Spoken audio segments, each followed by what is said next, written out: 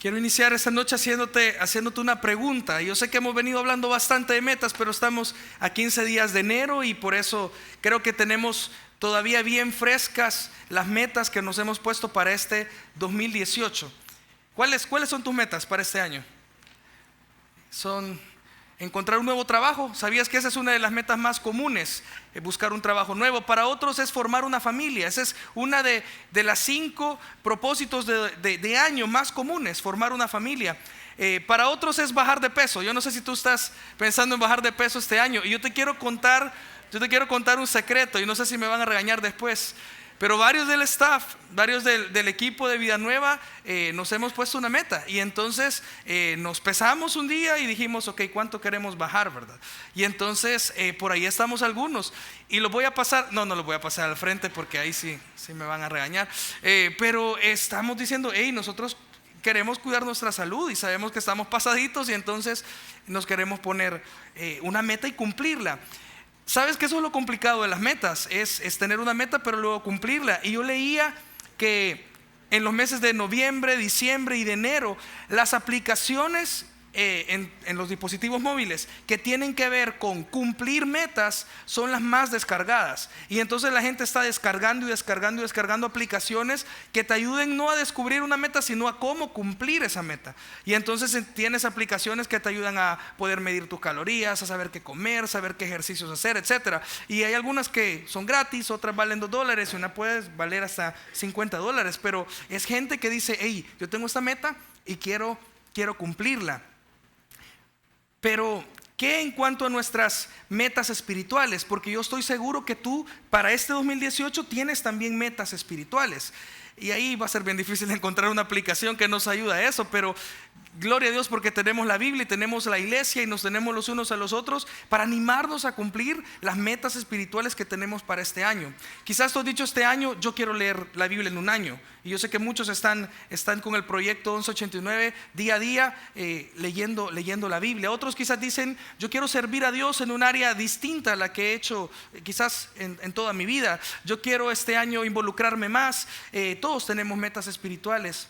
Y yo sé que si empiezo a preguntar a todos aquí, todos podríamos concordar y decir sinceramente, este año yo quisiera hacer la voluntad de Dios.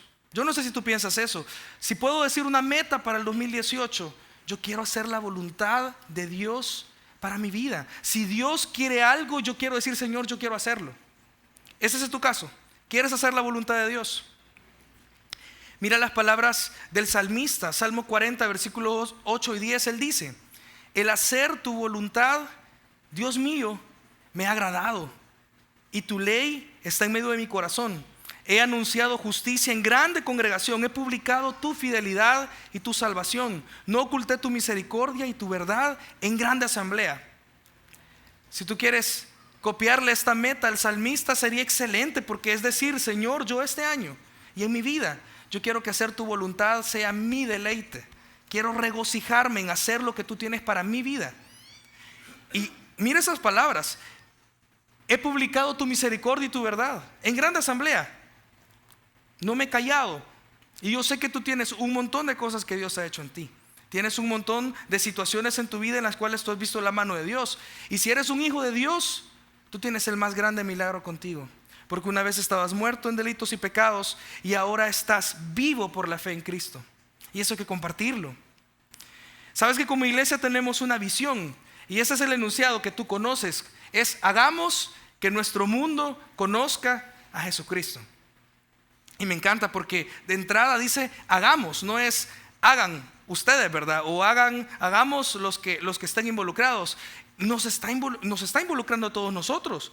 Está diciendo todos nosotros, miembros de esta iglesia, miembros de esta familia, miembros del cuerpo de Cristo, somos responsables de hacer que nuestro mundo, ese lugar donde Dios te ha puesto, conozca a Jesucristo. Y esta es la voluntad de Dios. Esta es la voluntad de Dios para la vida de los hijos de Él.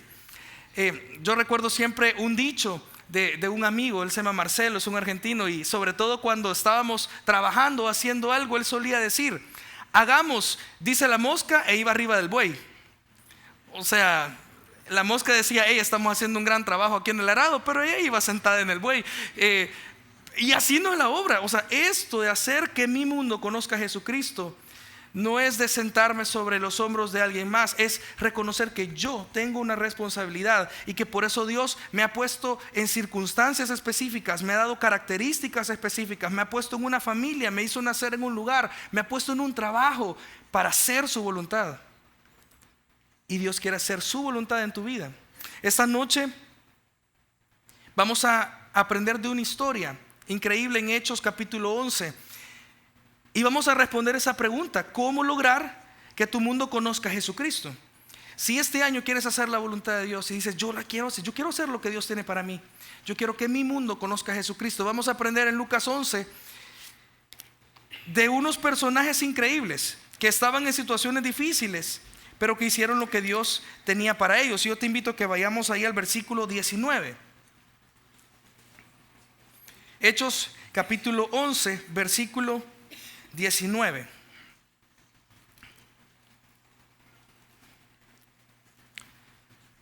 Bien, y lo leemos. Dice el versículo 19: ahora bien, los que habían sido esparcidos a causa de la persecución que hubo con motivo de Esteban, pasaron hasta Fenicia, Chipre y Antioquía, no hablando a nadie la palabra, sino solo a los judíos. Pero había entre ellos unos varones de Chipre y de Cirene, los cuales, cuando entraron en Antioquía, hablaron también a los griegos, anunciando el evangelio del Señor Jesús. Y la mano del Señor estaba con ellos, y gran número creyó y se convirtió. Llegó la noticia de estas cosas a oídos de la iglesia que estaba en Jerusalén, y enviaron a Bernabé que fuese hasta Antioquía. Cuando llegó y vio la gracia de Dios, se regocijó y exhortó a todos a que con propósito de corazón permaneciesen fieles al Señor, porque era varón bueno y lleno del Espíritu Santo y de fe, y una gran multitud fue agregada al Señor. Después fue Bernabé a Tarso para buscar a Saulo, y hallándole le trajo a Antioquía, y se congregaron allí todo un año con la iglesia, y enseñaron a mucha gente. Y a los discípulos se les llamó cristianos por primera vez en Antioquía. Dios quiere usarte a ti para formar cristianos. Dios quiere usarme a mí para formar cristianos. Y esto es increíble. Y tú puedes ver cómo estas personas en el versículo 19 no estaban en las condiciones más favorables. Dice el versículo 19 que ellos habían sido esparcidos a causa de la persecución que hubo con motivo de Esteban. Y dice Hechos 8:1: y Saulo consentía en su muerte.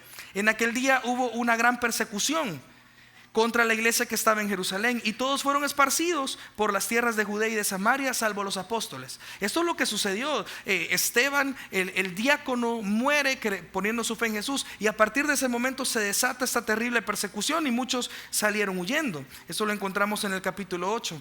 Y alguien ha dicho que si tú y yo no obedecemos Hechos capítulo 1 versículo 8, Dios permite que suceda Hechos capítulo 8 versículo 1.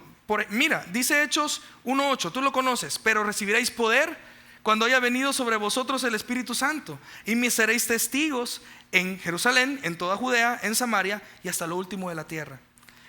Los discípulos estaban muy cómodos en Jerusalén, habían compartido de su fe, pero esa no era la voluntad del Señor. La voluntad del Señor es que ellos salieran de Jerusalén y fueran y predicaran en Judea, en Samaria, hasta lo último de la tierra. Entonces, como ellos no obedecieron a Hechos 1:8, Dios permite Hechos 8:1.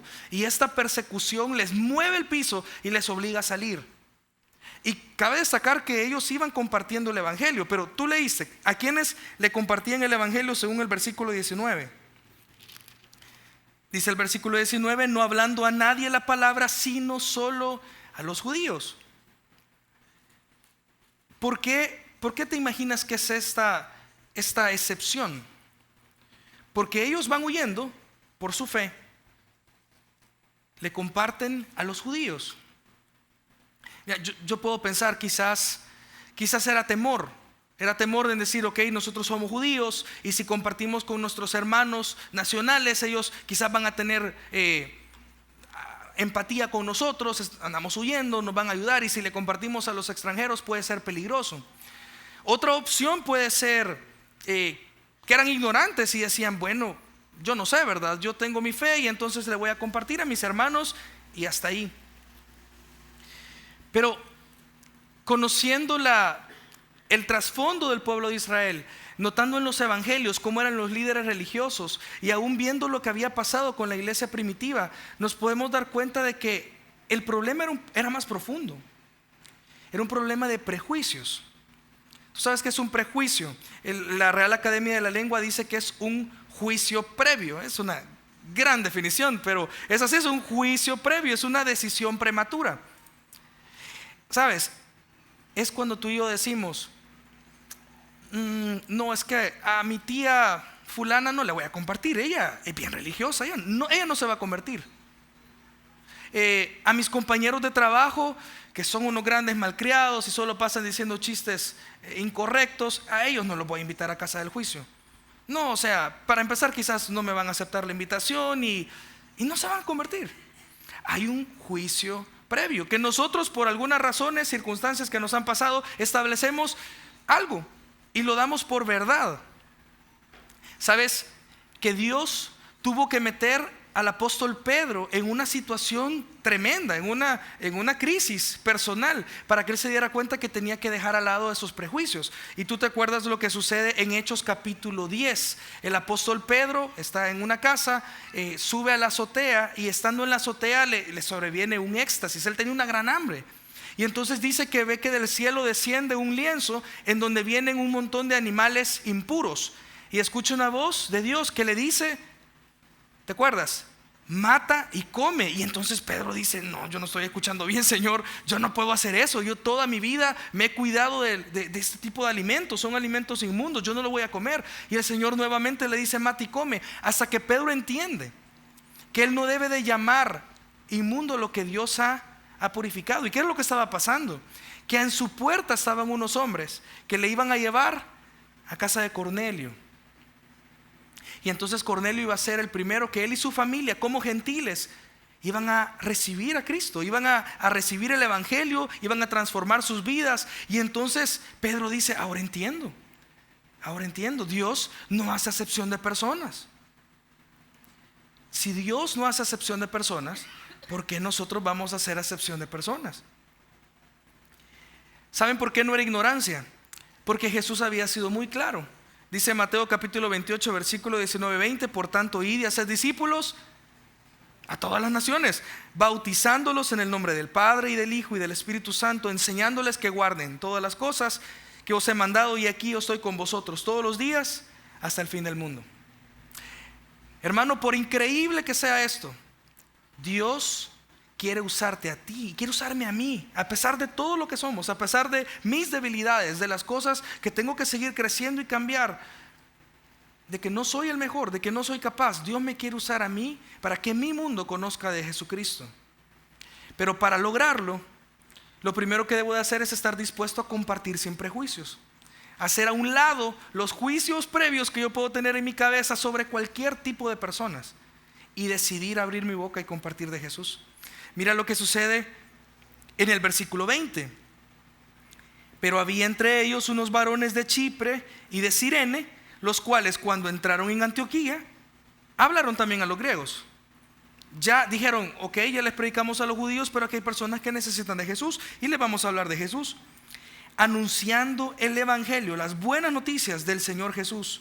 Y la mano del Señor estaba con ellos, y gran número creyó y se convirtió al Señor.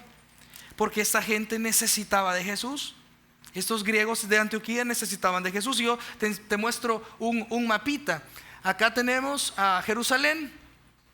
Los que habían sido esparcidos llegaron hasta Antioquía. Y los que hablaron, los que decidieron dejar a un lado los prejuicios, eran de la región de Cirene y la región de Chipre. Eran personas que se habían convertido al judaísmo, eran nacionales de estos lugares, y no era raro. Recuerda que en Hechos capítulo 2 habían personas de todo el mundo conocido que estaban reunidos, y ellos se convierten por la predicación de los discípulos. Simón de Cirene, ¿te recuerdas? Aquel que ayuda a Jesús a cargar la cruz. Él era natural de Cirene. Lo importante de esto, yo no sé si tiene que ver con eso, de que ellos, al no ser judíos, al ser naturales de otro lugar, ellos tenían quizás su mente un poco más abierta y decidieron, ellos también necesitan de Jesús. Lo que a mí me impacta es el lugar en donde ellos deciden hacerlo. Dice la Biblia ahí que es Antioquía. Hoy se conoce como Antioquía de Siria, y aunque está en Turquía, está ahí en la colita. Por cierto, muy cerca, en donde hace poco han sucedido un montón de cosas ahí en Alepo, en la parte de Siria, de mucha violencia. Pues esta ciudad está muy cerca, está muy cerca. Esta es una foto de algunas ruinas en la antigüedad, y esta es una foto de la actualidad. Antioquía era la tercera ciudad más importante del Imperio Romano. Después de Roma y después de Alejandría era Antioquía, y era una ciudad en donde había un montón de gente de mucho poder. Habían políticos importantes, pero sobre todo habían comerciantes importantes, y era una capital religiosa. La religión en ese tiempo, todo lo que tenía que ver, incluía cosas deplorables, inmoralidad sexual, cosas increíbles de que da esa pena de mencionar las cosas que se hacían en sus prácticas religiosas. Y entonces ellos llegan a este lugar en donde hay un montón de pecado. Es un puerto. Tú te acuerdas que nos han enseñado que los puertos suelen ser lugares donde hay mucho pecado por todo lo que tiene que ver con el comercio, los marineros en sí y todo lo que sucede alrededor. Y ahí en ese lugar ellos dicen: nosotros vamos a compartir de Jesús. Nosotros no nos vamos a quedar callados. ¿Y cuál es el resultado de que ellos deciden compartir de Jesús? Dice que la mano del Señor estaba con ellos.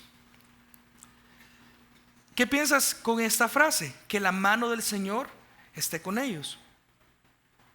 ¿Sabes? Que solo en 3 ocasiones aparece esta frase en el Nuevo Testamento. Aparece en este capítulo, en el capítulo 11, y aparece en 2 ocasiones más. Aparece una en Lucas 1:66, y está hablando de Juan el Bautista. Esa es la profecía de su padre. Y dice: y todos los que las oían, las palabras que se hablaban acerca de Juan el Bautista, las guardaban en su corazón, diciendo: ¿quién pues será este niño? ¿Quién pues será este Juan el Bautista? Y dice: y la mano del Señor estaba con él.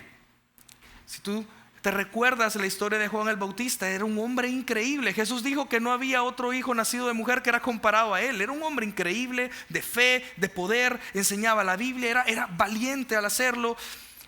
Y los importantes de ese tiempo no se querían meter con él. Habían personas que le odiaban por las cosas que él decía, porque él no se callaba las cosas, él señalaba el pecado. Pero decían: no nos podemos meter con él, porque la gente sabe que es un hombre que viene de Dios, porque la mano del Señor estaba con él. Y entonces Juan el Bautista hizo lo que hizo para la gloria de Dios, porque tenía el respaldo de Dios en su vida. Yo quiero que mi mundo conozca a Jesucristo, pero yo entiendo que necesito hacer a un lado los prejuicios y que la mano del Señor esté respaldándome, porque yo no puedo lograr nada sin el respaldo de Dios. No es en mis fuerzas, no es en mis capacidades. Necesito que la mano de Dios respalde mi vida. Pero sabes que aparece en una tercera ocasión, y eso es en Hechos capítulo 13 versículo 11. Y te cuento un poquito la historia. Está Bernabé y Pablo, y están predicándole al procónsul Sergio Paulo. Es una oportunidad increíble que una persona en una posición así esté escuchando el evangelio. Y ¿sabes qué es lo mejor? Que él estaba muy interesado en escuchar el evangelio. Pero había un hombre que se llamaba Bar Jesús o Elimás, que era un falso profeta, era un mago. Y dice la Biblia que él se oponía. Él se estaba intrometiendo una y otra vez para que el procónsul no escuchara el evangelio. Entonces dice el versículo 11: ahora pues, he aquí, la mano del Señor está contra ti, le dice Pablo, y serás ciego y no verás el sol por algún tiempo. E inmediatamente cayeron sobre él oscuridad y tinieblas, y andando alrededor buscaba quien le condujese de la mano. Entonces, la mano de Dios puede estar contigo para respaldarte cuando compartes de Cristo, o puede estar en tu contra cuando eres un obstáculo para el evangelio. Y yo te lo digo con todo mi corazón. Yo he visto en mi vida cuando la mano de Dios no ha estado conmigo, cuando mi testimonio no me ha respaldado, cuando me he avergonzado de Jesús, cuando en mis primeros años de la universidad andaba lejos de él. Y entonces yo claramente podía ver que la mano del Señor no estaba conmigo. Y yo recuerdo específicamente cuando dije: la mano de Dios está en mi contra. No me sale nada, ni la ciguanaba. O sea, era todo mal por todos lados y un terrible inconformidad de mi corazón y tristeza. Y es esto. Y yo sé que tú quieres que este año la mano del Señor esté contigo. La mano del Señor puede estar conmigo o puede estar en mi contra cuando soy un obstáculo para que las personas conozcan de Jesús, porque Dios quiere que todos sean salvos y todos procedan al arrepentimiento. Ese es el anhelo de Dios. Y yo no me quiero meter en medio de su anhelo. Yo quiero estar de su lado. Te cuento una historia. William Cowper es un hombre que nació en Inglaterra, ahí por los 1800, y es un hombre que nació en el palacio. O sea, nació en un lugar privilegiado. Su mamá era de la familia real y su papá era el capellán del rey. O sea, era un hombre que nació en una familia importante. Pero sabes que a los 6 años pierde a su mamá y él entra en una depresión severa.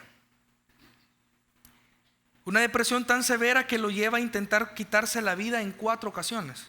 4 ocasiones. Una de esas es, él toma una cantidad grandísima de drogas. En otras intenta tirar de un puente. En otras se abalanza sobre un cuchillo, se lanza sobre un cuchillo, pero al final no logra quitarse la vida. Y la última, él intenta ahorcarse.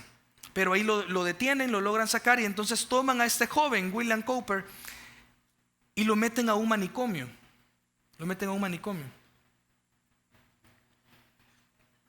Yo pienso una y otra vez en esta historia que me ha llamado mucho la atención, y me he hecho la pregunta sinceramente: ¿y yo le hubiera predicado el evangelio a este hombre? Si me lo encuentro un día, este es el que lo tuvo todo, pero por loco, aquí anda, ¿verdad? Deprimido todo el tiempo, con problemas, está en un manicomio, se intenta quitar la vida 4 veces. Sabes que estando ahí en el manicomio alguien le regala una Biblia, y la verdad no se sabe si es que fue porque de verdad yo lo quiero ganar para Cristo. Le dijo: mira, loco, lee esto, ¿verdad? No lo sabemos, de verdad no sabemos cuál fue la intención. Lo que sí sabemos es que William Cowper leyó la Biblia, y estando ahí en el manicomio se encontró con el capítulo 3 de Romanos y entiende la justificación por fe y se convierte. Este loco viene a los pies de Cristo.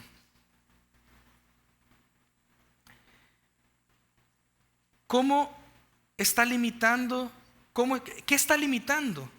que tu mundo conozca a Jesús? ¿Qué está limitando que tu mundo conozca a Jesús? Yo no sé cuántos William Cowper me he encontrado en la vida y he dicho: no, no. No, ¿para qué? Pues me voy a meter en líos, voy a terminar cayendo mal. Y me he perdido el privilegio que se convierta. Pues es un privilegio, es una bendición, no tiene nada que ver conmigo, pero es algo increíble que una persona pueda venir a los pies de Jesús porque tú abriste tu boca y compartiste de Jesús. Pero quizás hay algo que esté limitando que mi mundo conozca a Jesús. ¿Qué excusas puedo tener para ser selectivo con quienes comparto el evangelio? Mira, a veces nuestros prejuicios han sido así: no, él no se va a convertir. No, es que él es divorciado, o ellos ni siquiera están casados. Él es muy malcriado, él ni siquiera nos habla, y es un vecino que no se mete con nadie. No permitamos que estas excusas nos aparten de nuestra misión y cumplamos la voluntad de Dios. Marcos capítulo 16 versículo 15 dice: y Jesús dijo: id por todo el mundo y predicad el evangelio al vecino bravo, al compañero malcriado, a aquel que te hizo la vida imposible o que te está haciendo la vida imposible, a tu tía que siempre te critica, a la que te dijo: qué gordo estás el 24 que te vio. Ella necesita de Jesús. A los William Cowper que nos encontramos alrededor, que decimos: no, este es loco, no, este huele pega, no, este está en drogas. Ellos necesitan de Jesús, y Dios te quiere ocupar a ti. Seguimos leyendo el capítulo 11 y llegamos al versículo 22. Dice el versículo 22: llegó la noticia de estas cosas a oídos de la iglesia que estaba en Jerusalén, y enviaron a Bernabé, que fue hasta Antioquía. Cuando llegó y vio la gracia de Dios, se regocijó y exhortó a todos a que con propósito de corazón permaneciesen fieles al Señor. Mira, si queremos cumplir ese propósito este año, tú puedes lograr que tu mundo conozca a Jesucristo, no solo si compartes sin prejuicios, sino cuidas con pasión, cuidas con compasión, le cuidas con ganas. Porque no estamos diciendo que hacer que nuestro mundo conozca a Jesús es ir y repartir un montón de folletos, que es bueno y hay que hacerlo. Pero estamos hablando de transformación de vidas.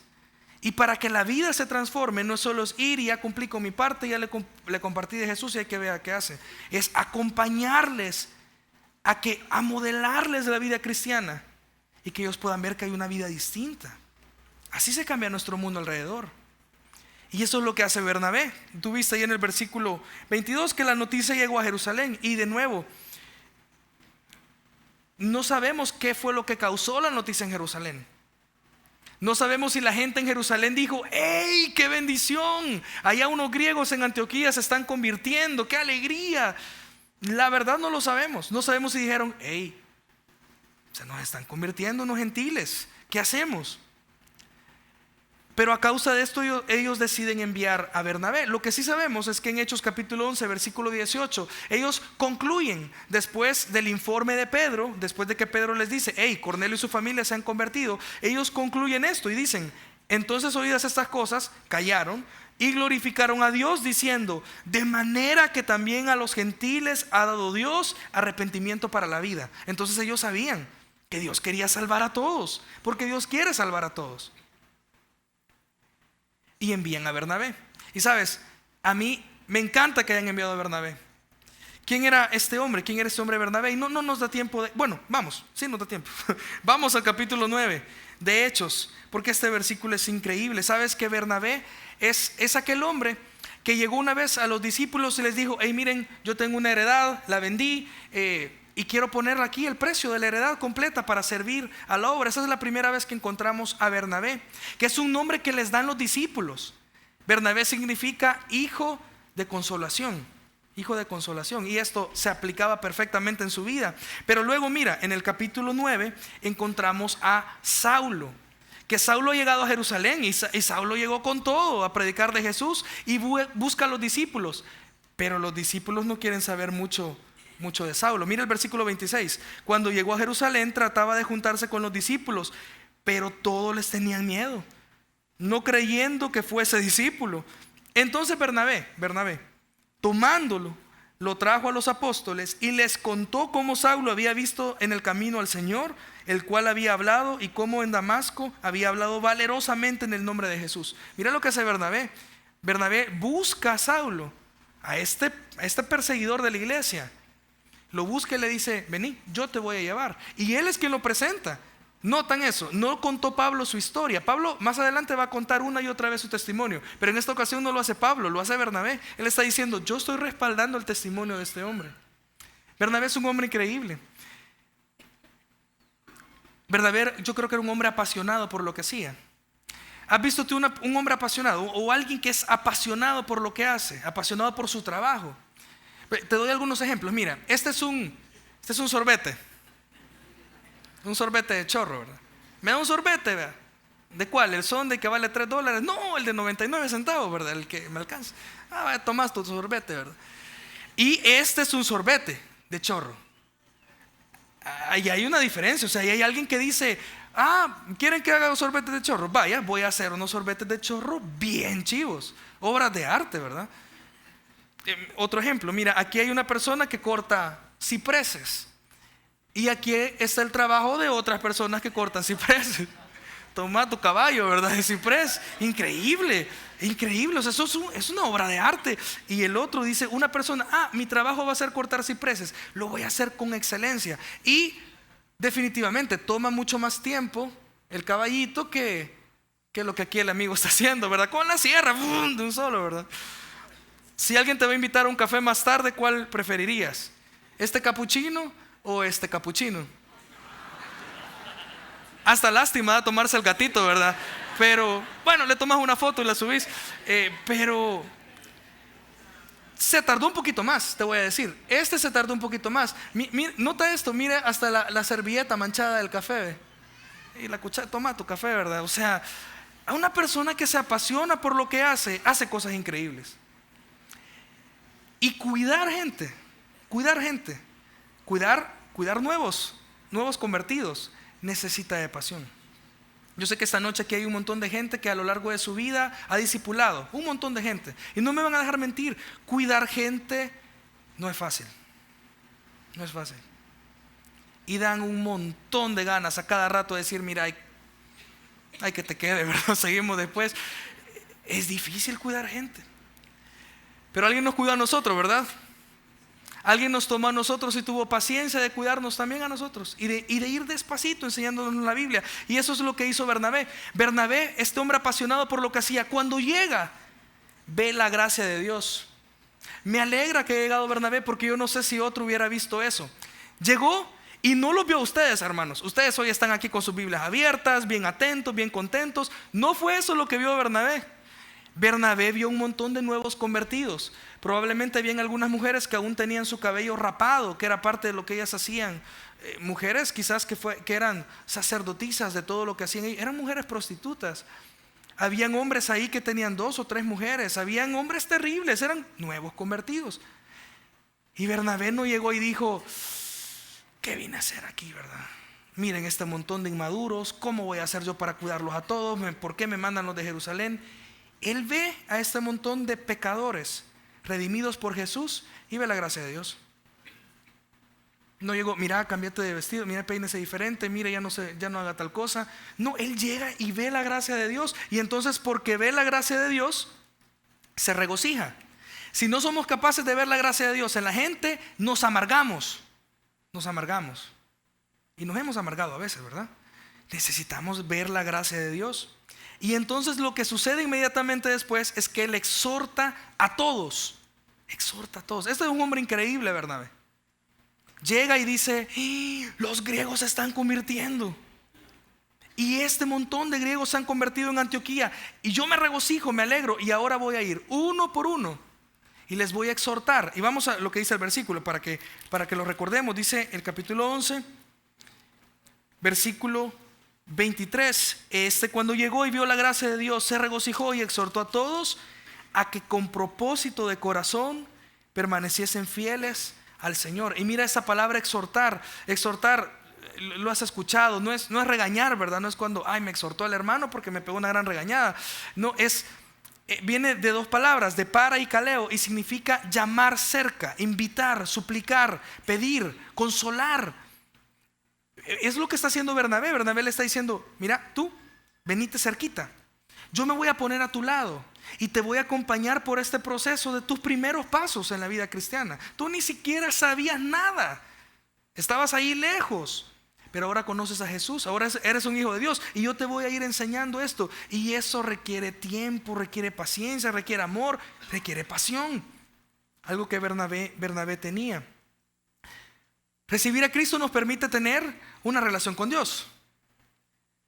Permanecer fieles, que fue la exhortación de Bernabé, nos lleva a dar fruto. Y es lo que Bernabé quería. Bernabé no quería un número. Tenemos tantos allá en Antioquía, ¿verdad? Y ahí dejémoslos. No, tenemos tantos, cuidémoslos para que den fruto. Ahora, ¿por qué Bernabé pudo ver la gracia de Dios? Y tú lo leíste ahí en el versículo 24. Porque era varón bueno y lleno del Espíritu Santo y de fe. Por eso él pudo ver la gracia de Dios. Y vemos rapidito esas 3 características, que eran características de su carácter. La primera dice que él era un hombre bueno. Jesús dijo esto, mira, Jesús dijo esto a los religiosos de su tiempo. Él les dijo, generación de víboras, ¿cómo podéis hablar lo bueno siendo malos? Porque de la abundancia del corazón habla la boca. El hombre bueno, y esa palabra bueno es la misma que se usa para el carácter de Bernabé. El hombre bueno, del buen tesoro del corazón saca buenas cosas, y el hombre malo del mal tesoro saca malas cosas. Bernabé era este hombre bueno, mire. Él era intrínsecamente bueno. Él había permitido que el carácter de Dios transformara su vida. Y se reflejaba al decir, miren, vendo una heredad, aquí está, ayudemos a los pobres. Miren, aquí está Pablo, que nadie lo quiere, yo lo agarro y me pongo a la par de él. Se están convirtiendo en Antioquía, yo voy. Era un hombre bueno, había permitido que la bondad de Dios llenara su corazón. Y yo necesito un montón eso, porque yo quiero ver la gracia de Dios en la gente. Número 2, él era lleno del Espíritu Santo. Dice Efesios 5:18, no os embriaguéis con vino en lo cual hay disolución, antes bien, sed llenos del Espíritu Santo. Y hemos escuchado esto, nos han enseñado que la llenura del Espíritu Santo en la Biblia siempre da como resultado que hablaban la palabra de Dios. Cuando eran llenos del Espíritu Santo, hablaban la palabra de Dios. Y habla de control. Una persona que está controlada por el vino, que está ebria, dice, voy a caminar a la derecha, pero camina para la izquierda. Y según él está hablando bien, pero no le entendemos nada de lo que está hablando. Una persona que es llena del Espíritu Santo no obra naturalmente. Naturalmente yo diría, yo a él no le voy a hablar. A mí me da miedo. Dios no me puede usar a mí. Pero cuando soy lleno del Espíritu Santo, cuando obedezco a Dios y decido hacer su voluntad, entonces obro antinaturalmente. Lo que no haría normalmente, lleno del Espíritu Santo, lo hago. Y voy y hablo. Y voy y doy un buen testimonio. Y voy y comparto. Y voy y cuido. Necesito ser lleno del Espíritu Santo. ¿Sabes que no vamos a encontrar en la Biblia a nadie orando para ser lleno del Espíritu Santo? Alguien que no vas a encontrar una oración que diga, Señor, yo te pido ser lleno del Espíritu Santo. No la hay. ¿Cómo podemos ser llenos del Espíritu Santo? Obedeciendo la palabra de Dios. Cuando obedecemos la palabra de Dios, cuando tenemos una relación profunda y buena con Él. Y lo tercero, la tercera característica, dice que era un hombre de fe. Era un hombre de fe. Gálatas 5:6 dice, porque en Cristo Jesús ni la circuncisión vale algo, ni la incircuncisión, sino la fe que obra por el amor. Este era Bernabé. Cuando llegaba no decía, ¿ustedes son judíos o no son judíos? No, es la fe que tenía del poder de Dios para salvar al peor de los pecadores. La fe que obraba en amor para aquel que necesitaba compasión, para aquel que necesitaba a alguien que se pusiera a su lado, y aunque tomara todo el tiempo y aunque fuera tan difícil, él iba a estar ahí con él una y otra vez. Te cuento la historia de alguien más. Él se llama John Newton. Y John Newton a la edad de 11 años se convirtió en un marinero. Él venía de una familia muy pobre. Su mamá era una mujer muy piadosa que intentó llevarlo por el camino del Señor, pero él quiso otra vida y él pierde a su mamá. Entonces, al no haber conocido al Señor y al decidir llevar una vida muy, muy llena de pecados, él se mete de marinero y vive toda su vida así. Y él se convierte en un capitán de un barco que traficaba esclavos. Puedes pensar en un trabajo peor, o sea, alguien que está traficando con la vida de humanos, que tomaba a pequeños niños y jóvenes de África y los llevaba y los vendía como esclavos para que los trataran como animales. Este hombre cuenta la historia que era un hombre lleno de pecado, era un hombre inmoral, era un hombre deplorable, es la palabra que se ocupa para describirlo. Pero en varias ocasiones él fue confrontado con la palabra de Dios, hasta que un día, en una tormenta en el mar, en donde él dijo, hoy aquí me voy a morir, él dice, yo tengo que volver al Señor. Y entonces él vuelve al Señor, y él vuelve a los caminos de Dios, recibe al Señor como su Salvador y cambia su vida, al punto que él se termina convirtiendo en un pastor. ¿A quién crees que se encontró John Newton a lo largo de su ministerio? Se encontró a un hermano que se llamaba William Cowper, una persona que, a pesar que se había convertido, había luchado con la depresión toda su vida. Y no es fácil. No es fácil discipular a alguien que está una y otra vez luchando con algo tan complicado como haberse intentado quitar la vida en 4 ocasiones. Pero John Newton, dice la biografía de ambos, que fue alguien que decidió reunirse con William Cowper todos los días para leer la Biblia. Todos los días. Era un pastor. Y dijo, yo me voy a poner a tu lado y te voy a cuidar todos los días. Y dice la historia que fue hasta el día que él murió, que él lo acompañó todos los días. Cada vez que él recaía, estaba John Newton. ¿Por qué podía John Newton hacer eso? Porque él sí podía. Porque me imagino que otros más no pudieron. ¿Por qué él sí podía? Porque él entendía la gracia de Dios. Él decía, yo era un capitán de barcos, de un barco que traficaba esclavos. ¿Cómo no voy a tener compasión por este hombre? Yo me voy a poner a su lado y lo voy a cuidar. Y lo voy a cuidar y lo voy a cuidar. Cuando eres capaz de ver la gracia de Dios, como Bernabé, como John Newton, estás dispuesto a involucrarte. activamente pagando el precio al lado de la gente. Se paga el precio. A veces el precio es un café, ¿verdad? Pero a veces el precio es unas desveladas terribles.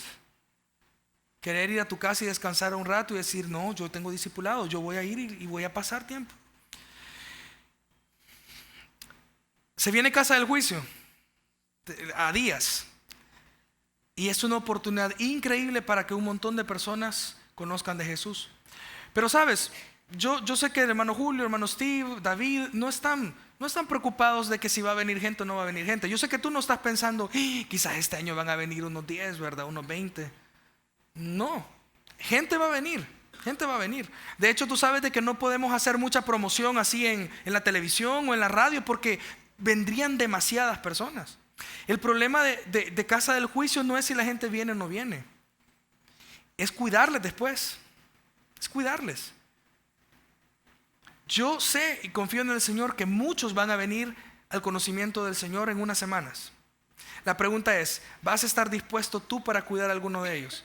Porque no puede haber nadie mejor para cuidar a los invitados que tú que los invitaste. Si tú invitas a tu vecino y decide venir, ¿quién mejor que tú para que tú le acompañes después? O tu familiar.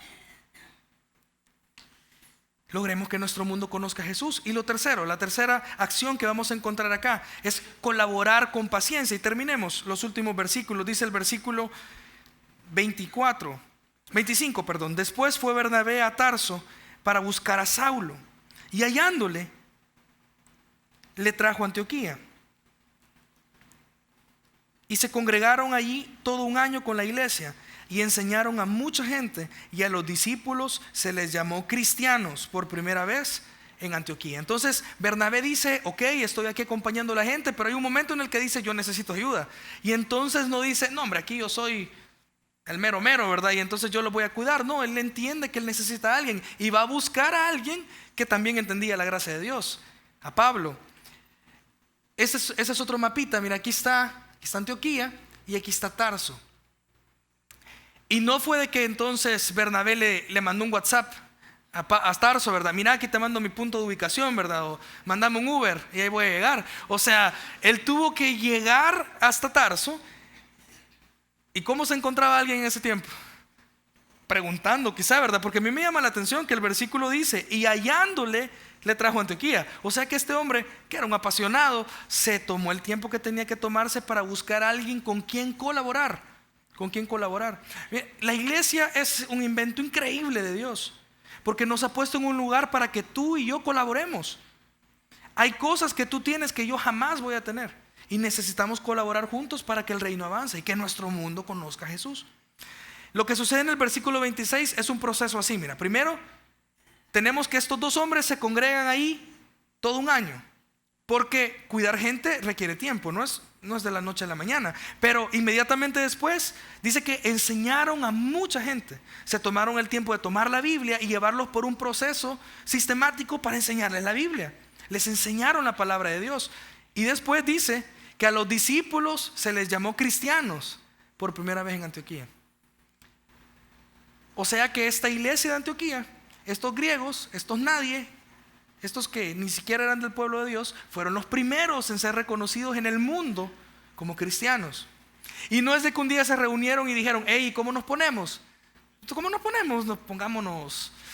Y empezaron a votar, ¿verdad? ¿En qué nombres? No, es la gente, es el pueblo. Son los de Antioquía los que dicen, hey, esos que se reúnen ahí, con Bernabé, con Pablo y con todos los demás, ellos son seguidores de Cristo. Ellos son cristianos. Tú has escuchado esto, que cristiano significa pequeño Cristo. Se puede traducir como pequeño Cristo o seguidor de Cristo.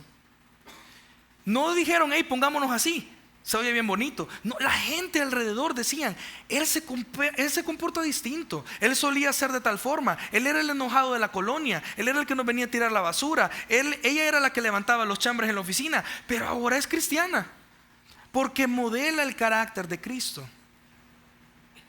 Es un pequeño Cristo. El fruto de colaborar en el reino, de que tú y yo seamos parte, es formar cristianos. Y que la gente diga, él es un cristiano, él es un seguidor de Jesús. Él se parece a Jesús, él habla como Jesús. Él habla como Jesús. Dice 1 Corintios 3:9, porque nosotros somos colaboradores de Dios y vosotros sois labranza de Dios, edificio de Dios. Yo no puedo imaginar, yo no puedo comprender cómo es que yo puedo colaborar con Dios, con el todopoderoso Dios, el creador de los cielos y la tierra, que Él no necesita. Pero yo puedo colaborar con Él, yo puedo ser parte de su obra, y Dios te quiere ocupar a ti para eso y construir con Él ese edificio y ser labranza de Dios. Y mira qué interesante, que tanto la labranza como el edificio no es algo que se construye de la noche a la mañana. Requiere mucho esfuerzo y requiere tiempo.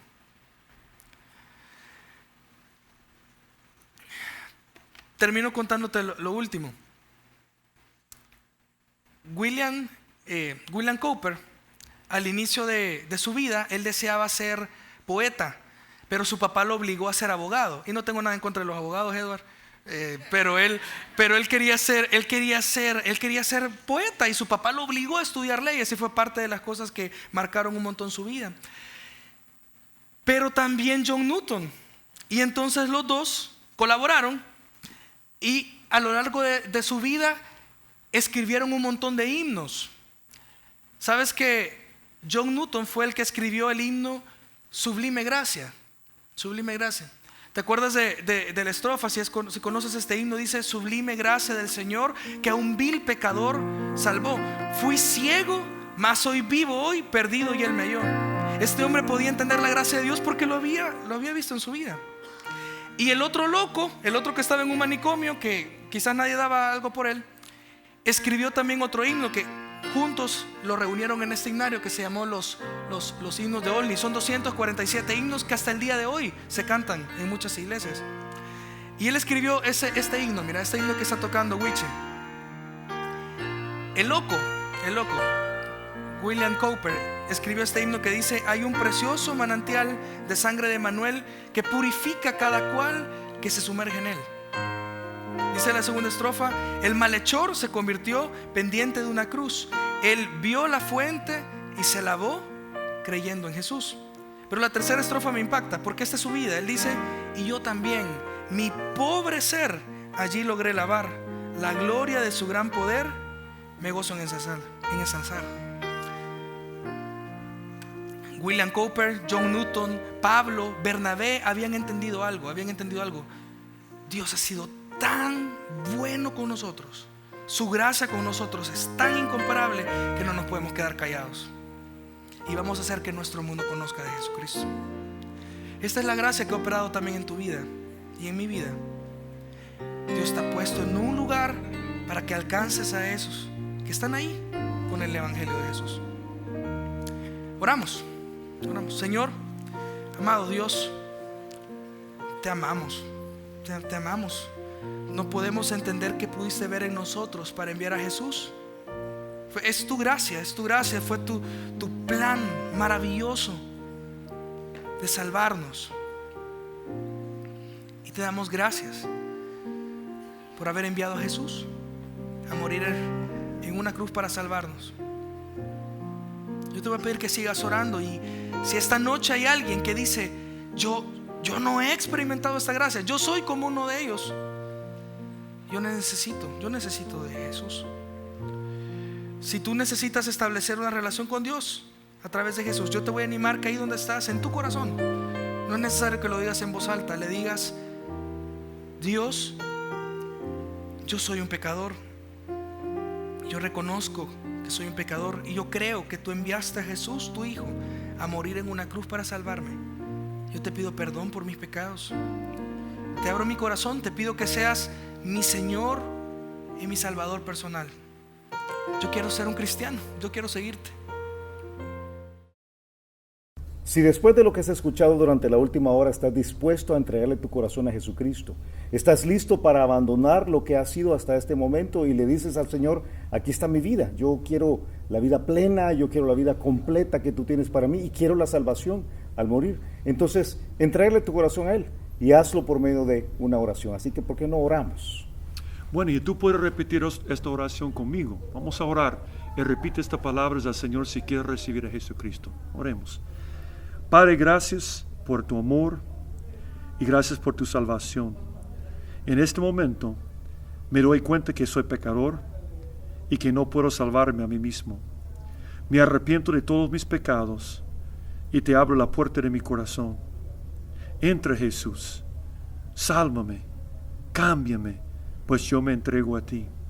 Gracias por oír mi oración y gracias por salvarme. En el nombre de Jesucristo te lo pido. Amén. Si te gustó el mensaje, queremos aprovechar para invitarte a nuestra iglesia. Aquí puedes aprender más acerca de Dios, más acerca de los planes que tiene para ti también. Así que ven a la iglesia donde puedes aprender más acerca de la Biblia. Será para nosotros un placer recibirte en el Campus Miralvalle, en Crown Plaza, en Lourdes o en Apopa. Y si vienes porque has visto una de estos videos, y yo te pido que te presentes con nosotros, que nos busques a cualquiera de los dos al final de los cultos, y con mucho gusto te vamos a recibir. Que Dios te bendiga.